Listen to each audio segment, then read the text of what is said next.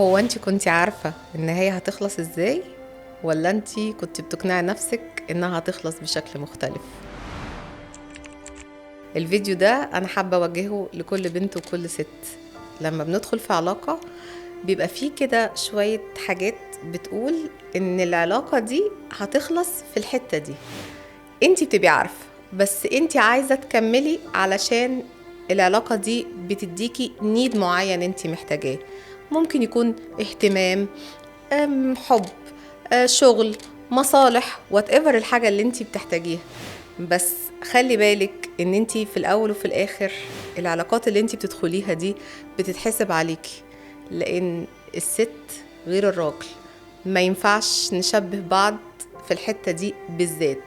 الحتة دي لازم الست تبقى هي فيها عارفة هي بتعمل ايه. ما تدخليش في علاقة وتقولي اصل انا كنت فاكرة ان هو هيتجوزني، وكنت فاكرة ان هو هيعمل لي 1 و2 و3، وانتي كنتي من جواكي عارفة ان ده مش هيحصل. دوريها في دماغك مع دينا علشان العلاقات اللي جاية تكون ليها اساس، وكمان نهايتها تبقى زي ما انتي عايزاها. بحبكم.